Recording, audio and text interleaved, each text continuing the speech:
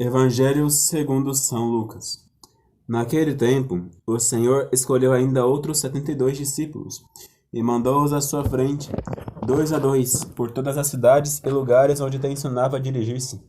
E dizia-lhes: A seara de fato é imensa, e os operários são poucos. Pedi, portanto, ao Senhor da seara que envie operários para ela. Envio-vos como cordeiros para o meio de lobos. Não leveis nem bolsa, nem alforge, nem calçado, e pelo caminho não saudeis ninguém. Em qualquer casa onde entrardes, começai por dizer que a paz esteja nesta casa. Se lá houver quem a merece, ela repousará sobre ele, senão, a vós voltará. Continuai na mesma casa e comendo e bebendo do que lá tiverem, porque o operário tem direito ao seu salário. Não andeis de casa em casa. Em qualquer cidade onde entrardes e vos receberem, comei o que vos puser diante. Curai os enfermos que nela houver, e dizei-lhes: Está perto de vós o reino de Deus. Ave Maria, cheia de graça, o Senhor é convosco. Bendita sois vós entre as mulheres, e bendito é o fruto de vosso ventre, Jesus. Santa Maria, Mãe de Deus, rogai por nós, pecadores, agora e na hora de nossa morte. Amém. Louvado seja nosso Senhor Jesus Cristo. Para sempre seja louvada e nossa Mãe Maria Santíssima. Em nome do Padre, do Filho e do Espírito Santo. Amém. A epístola foi de São Paulo a Timóteo. Caríssimo, fortifica-te na graça de Jesus Cristo. O que aprendeste de mim na presença de numerosas testemunhas, confia-o a homens dignos de crédito, que por sua vez sejam capazes de instruir também os outros. Suporta as provas como bom soldado de Jesus Cristo. Quem se alistou na milícia de Deus, não se embaraça com 1000 coisas da vida civil, se quer agradar aquele que o alistou. A maneira do atleta nos jogos públicos, que não recebe a coroa, senão depois de ter combatido segundo as regras, o lavrador que trabalha deve ser o primeiro a participar da própria colheita. Reflete nestas coisas que te digo, que o Senhor te dará a perfeita inteligência de todas elas. O Evangelho de hoje e a Epístola nos ensinam a cumprir nossos deveres de Estado. Afinal de contas, todos nós temos nossos deveres de Estado. O dever mais importante que está se falando aqui é o dever do sacerdócio, o dever de Estado de sacerdote.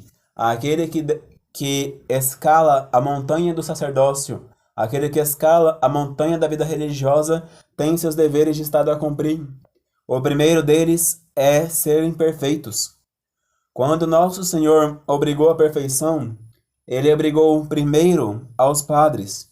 Sede perfeitos como vosso Pai Celeste é perfeito, disse aos apóstolos. Ele disse primeiro a eles, para depois estes, pelo seu exemplo, fazerem também os outros serem perfeitos. Afinal de contas, toda a perfeição na caridade primeiro passa pelos canais. Afinal de contas, Cristo é a fonte. A Virgem Maria é o canal principal. No entanto, Jesus Cristo, nosso Senhor, quis que os canais de sua graça viessem pelas mãos de homens, e estes homens são os padres.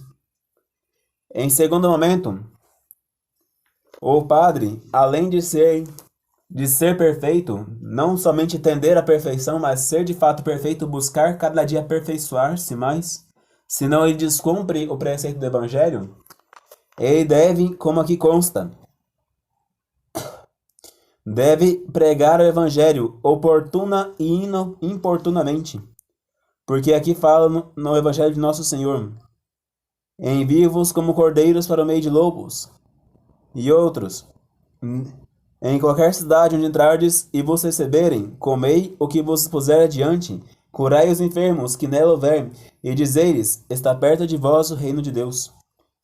O padre, ele tem que ser, no mais possível, como estiverem de acordo com as suas possibilidades, trabalhador do reino de Deus, trabalhador do reino do Altíssimo. Ele deve desapegar-se dos bens da terra mais do que qualquer outro homem, e viver daquilo que se lhe oferece, daquilo que se lhe dão. Não deve buscar acumular riqueza nessa terra, porque, como fala São Paulo a São Timóteo, não se embarace com as 1000 coisas da vida civil, se quer agradar aquele que o vos alistou. Nós nos alistamos como padres na milícia de Cristo. Somos soldados de Cristo, ministros de Cristo. Nós somos como se fôssemos os copeiros e os mordomos da casa de Deus. Se nós estamos nessa casa de Deus como copeiros e mordomos, temos que cumprir nossos deveres de Estado, como sacerdotes. curando os enfermos, ou seja, atendendo confissões, levando a extrema-unção, comei daquilo que vos derem, ou seja, celebrando a missa e preparando o Santíssimo Sacramento do altar, distribuindo àqueles que podem recebê-lo. Dando o batismo, onde entrardes e vos receberem. Onde entrar e vos receberem, ou seja, onde forem batizados, dai-lhes aquilo que eles devem comer, ou seja, a palavra de Deus. E vei com eles, ou seja, na humildade, enquanto não tiverem que passar para outros lugares, ou enquanto deixarem um ali, porque afinal de contas, Deus é um Deus da estabilidade e não da mudança. Pois bem, no entanto, a epístola fala também dos outros deveres de Estado. Afinal de contas, é pecado eu transgredir um dos meus deveres de Estado? É pecado o médico deixar de trabalhar na sua clínica, no seu hospital, para poder praticar um hobby? É pecado um padre, no lugar de estar a confessar, no lugar de estar a celebrar missa, no lugar de estar a administrar os sacramentos, no lugar de estar a fazer os seus deveres de padre, rezando seu breviário, e estar a contar as coisas mundanas? É pecado, afinal de contas, um contador não fazer a sua contabilidade? Ou um advogado não exercer o direito? É pecado um juiz fazer, no lugar de estar no tribunal, distribuindo aquilo que é certo, a justiça para o pobre, para a viúva, fazendo o certo para o certo e o errado para o errado? No lugar de fazer isso, estar a cometer mil desvarios na sua tribuna? Tudo isso é pecado. Se nós ocupamos nosso dever de Estado, nós devemos fazer o possível para poder colocá-lo em prática. Afinal de contas, aqui como exemplo, o apóstolo nos diz: nós devemos,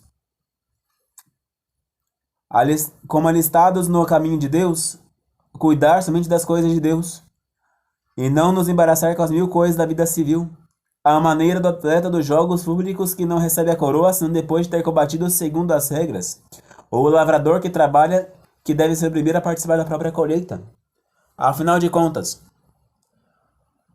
quem lavra, quem é agricultor que está no campo, ele deve cuidar para que a sua plantação esteja crescendo, deve cuidar para que não haja mata ao redor, deve cuidar para que não haja bichos nas suas plantas, deve cuidar para que tudo ali cresça conforme os ordenados, deve ficar de olho na colheita, no tempo da colheita, para que possa ir colher e fazer a distribuição de acordo como deve. O advogado, ele deve, de acordo com seu estado, fazer o bem para que o seu trabalho, para que sempre seja entregue conforme o ordenado, conforme a hora. Porque, afinal de contas, é terrível quando nós vamos até um advogado e demoram-se 10 anos para poder ficar pronto um pleito. Ou então, quando vamos ao médico, o médico deve estar estudado, ciente da medicina, para poder bem curar os enfermos. Afinal de contas, ele foi constituído médico dos corpos e deve cumprir o juramento que fez, de sempre fazer o possível para buscar a saúde do seu enfermo. Nós não devemos descumprir nossos deveres de Estado. Se Deus nos permitiu estar neste estado, Deus nos quis neste estado, porque afinal de contas, nem todos são médicos, nem todos são advogados, nem todos são profetas, nem todos são apóstolos, nem todos são padres, nem todas são freiras. Se nem todos estão em todos os lugares, então todos nós devemos cumprir pelo menos aquilo que nós estamos fazendo. Ao menos aquilo que estamos fazendo deve ser cumprido, e de acordo com as normas como devemos fazer. Afinal de contas, se nós queremos entrar no reino dos céus, se nós queremos, depois de combater este combate, receber a coroa que nos está prometida no céu, nós também temos que cumprir o dever daquilo que nós fizemos, o contrato para com Deus. O pai de família para com seus filhos, a mãe de família para com seus filhos, o padre para com a sua igreja, a freira para com seu convento, e assim cada um no seu lugar. Mais do que todos, ensina-nos isso o santo de hoje, Santo Afonso Maria de Ligório, que quando ele estudou direito para ser advogado e cumpriu, recebeu o diploma com apenas 16 anos, ou seja, um gênio. Ele cumpriu à risca sempre todos os casos que ele recebia. O único caso que ele falhou por um erro foi um só, em praticamente 10 anos de estudo, 10 anos de trabalho como advogado. E onde ele esteve como advogado, cumpriu à risca todos os seus deveres. Depois, quando deixou o direito, por permissão divina, porque foi graças ao Deus onipotente que ele errou nesse caso, para poder, enfim, encontrar sua vocação, ele então cumpriu à risca todos os seus deveres. Primeiro, como religioso, fundador da congregação do Santíssimo Redentor, evangelizando os pobres. E depois, cumprindo como padre tudo aquilo que ele fazia à risca. E depois, como bispo, cumpriu à risca todos os seus deveres como bispo. Se nós queremos entrar no reino de Deus, nós temos que cumprir nossos deveres de Estado. O filho como filho de novo, o pai como pai, o padre como padre, a freira como freira, a mãe como mãe, o operário como operário, e cada um de acordo com o seu estado. Se nós não cumprirmos, dificilmente entraremos no reino dos céus. E nós devemos cumprir nosso chamado. Se nós não cumprirmos também, dificilmente entraremos no reino dos céus. Portanto, caríssimos, fazei penitência pedindo a Deus a graça de discernir em qual estado Deus vos chama, para que possa cumprir a regra daquilo que vós está destinado. Senão, dificilmente entraremos no reino dos céus. Ave Maria Puríssima, sem pecado concebido. Ave Maria, cheia de graça, o Senhor é convosco. Bendita sois vós entre as mulheres, e bendito é o fruto de vosso ventre, Jesus. Santa Maria, Mãe de Deus, rogai por nós, pecadores, agora e na hora de nossa morte. Amém. Em nome do Padre, do Filho e do Espírito Santo. Amém.